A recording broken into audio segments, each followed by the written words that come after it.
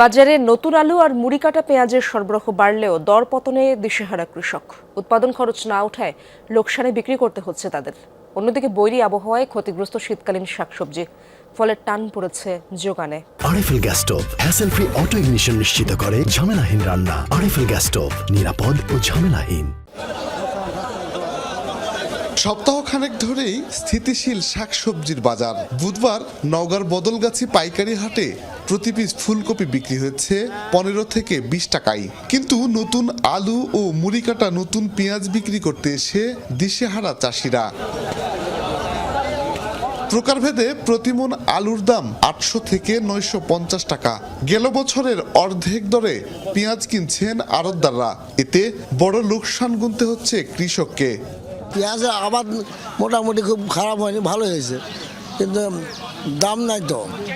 দাম না থাকার কারণে এই অবস্থা। আর ইন্ডিয়া সাপ্লাই দেওয়ার কারণে তো আমাদের বাংলাদেশের পেঁয়াজ অচল। সময় মতো সার ওষুধ কিনতে গেলে দাম লাগে বেশি, আর ফসল বেচার সময় কম। বেগুনের দাম বাড়ছে, আর মরিচের দাম বাড়ছে, পেঁয়াজের দাম, আলুর দাম কমছে।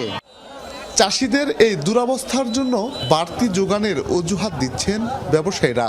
ফুলকপি পাতাকপির আমদানিটা নাই, কিন্তু আলুর আমদানি ব্যাপক। ঢাকাতেও দাম কম, ওখানকার দামের হিসাব করে তো এখানে দাম কমা বাড়া হয়। পেঁয়াজের ফলনটা সম্ভবত ভালো, এই কারণে আমদানিটা বেশি, যার জন্য আপনার বাজারটা একটু কম।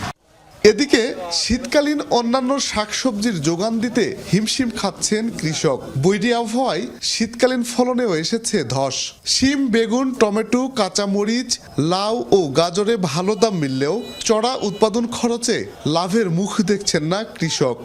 ভালো দাম পায় লাভ হবে না তো। আপনার যে খরচ, সার, ফসফেট, ডিএপি এগুলো খরচে তো লাভ হবে না। কুয়াশা ধরেছিল না, ওই কারণে আপনার ফুল আসে, আপনার ফুল ঝরে যাচ্ছে। সারের দাম বেশি, ফসফেটের দাম বেশি। একটা মানুষ কাজে নিলে মনে করেন যে 500, তার 3 বেলা খাবার দিতে হয়। সেই হিসাবে তো মনে করেন যে আমরা কি কোনো লাভই আসে নাই। সবজি উৎপাদনে গেল 1 দশকে কৃষকের খরচ বেড়েছে প্রায় 5 গুণ, আর 60 থেকে 70% ব্যয় করতে হচ্ছে সার, কীটনাশকে। তাই উৎপাদন খরচ কমানোর কার্যকর পদক্ষেপ নেয়ার দাবি চাষিদের। শফিক ছোটন, যমুনা নিউজ, নওগাঁ।